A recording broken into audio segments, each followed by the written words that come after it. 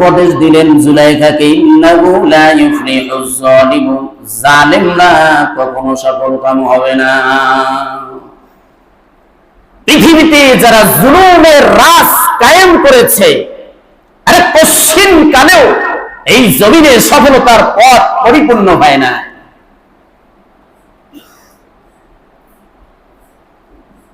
হয়তো সাময়িকভাবে সে জুলুম করে, নিজের মনটাকে প্রফুল্ল মনে করেছে। আসলে জুলুমকারীকে আল্লাহ যখন ধরে তখন আর ছাড় দেয় না। তো ইউসুফ আলাইহিস সালাম জুলাইখাকে দুইটা উপদেশ দিলেন। একটা হলো যে তোমার স্বামী আমার মনিব, আমার মালিক, তিনি আমাকে ক্রয় করে তোমার ঘরের ভিতরে জায়গা দিয়েছে। আমি যদি তোমার সাথে ব্যভিচারে লিপ্ত হই, তাহলে এই যে আমার উপরে ইহসান করা হলো, এই ইহসানের বদলা নেমো হারামি করা হবে, সাবধান হয়ে যাও। দ্বিতীয় হলো যদি আমি তোমার সাথে ব্যভিচারে লিপ্ত হয়ে যাই, এই জুলাইখা, তাইলে শোনো, জালেমরা কখনো পৃথিবীতে সফলতা অর্জন করতে পারবে না। আমরা তো তাই দেখতে পাই পৃথিবীর ইতিহাসে যারা জুলুমের রাজ কায়েম করেছে এরা ধ্বংস হয়ে গেছে, ঠিক না ভাই? ঠিক।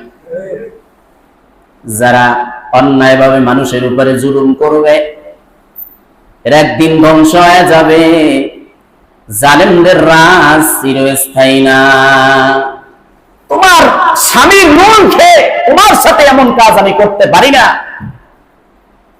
যে তোমার স্বামীর জায়গায় আমি বসবাস করি, তার নুন খাইলাম, আর তোমার সাথে যদি আমি এই অপকর্মে লিপ্ত হই, তাহলে আমার থেকে জালেম তো আর কেউ হতে পারে।